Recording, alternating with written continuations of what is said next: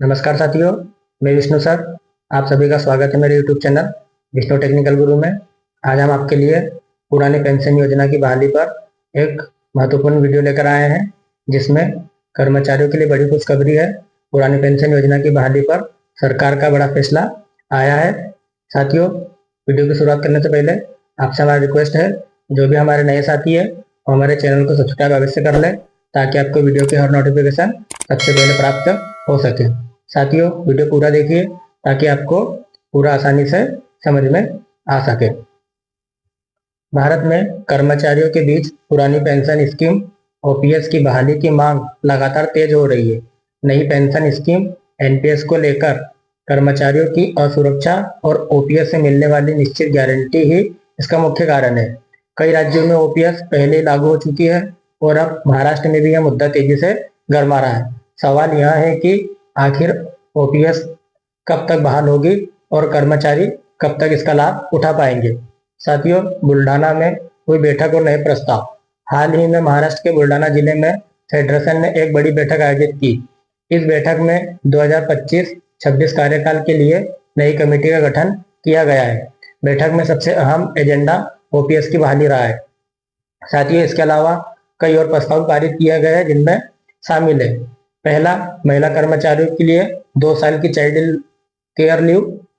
दूसरा, कर्मचारियों की सेवानिवृत्ति आयु 60 वर्ष तय करने की मांग।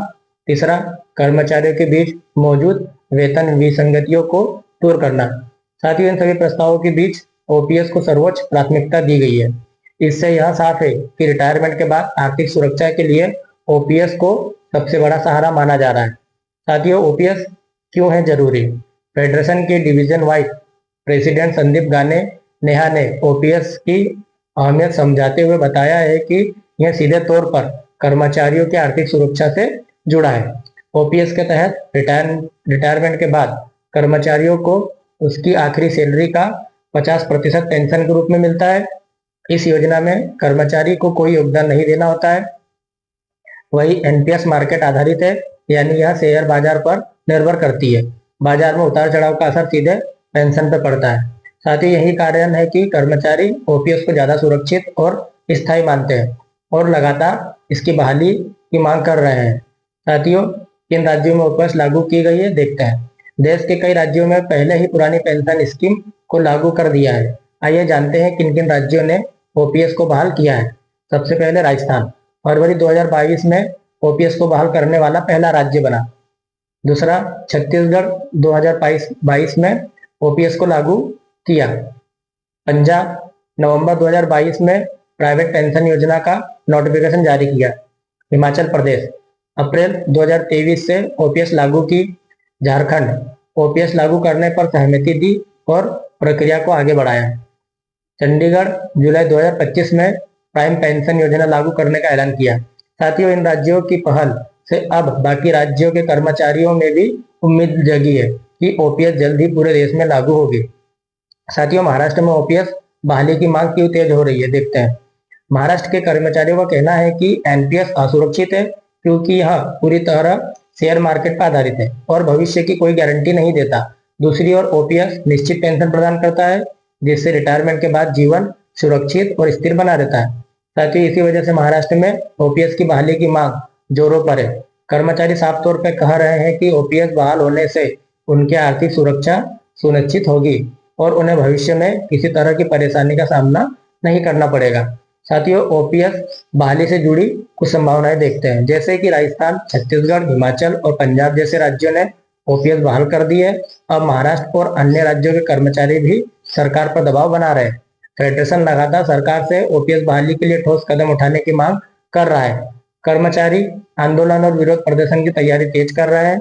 ओपीएस को लेकर अब यह मुद्दा केवल कर्मचारी तक सीमित नहीं रहा, बल्कि सियासत का केंद्र बनता जा रहा है। अगर सरकार ने जल्दी कोई ठोस कदम नहीं उठाया तो आंदोलन और बड़ा रूप ले सकता है। साथियों, ओपीएस बनाम एनपीएस कर्मचारियों की कौन कौन सी चिंता है? सबसे बड़ी कर्मचारियों की चिंता यह है कि एनपीएस में पेंशन की राशि निश्चित नहीं होती है। एनपीएस पूरी तरह शेयर बाजार पर निर्भर, जोखिम भरा और असुरक्षित है। ओपीएस निश्चित पेंशन कर्मचारी के अंतिम वेतन का 50% है। साथियों, कर्मचारी मानते हैं कि ओपीएस उनके रिटायरमेंट के बाद की जिंदगी को स्थिर और सुरक्षित बनाता है, जबकि एनपीएस उनकी आर्थिक सुरक्षा खतरे में डालता है। साथियों, भविष्य की तैयारी क्या है?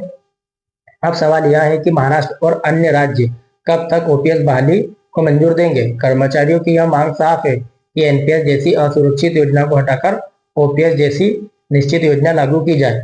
फेडरेशन ने भी संकेत दिया है, यदि सरकार ने जल्दी सुनवाई नहीं की तो आंदोलन और तेज किया जाएगा।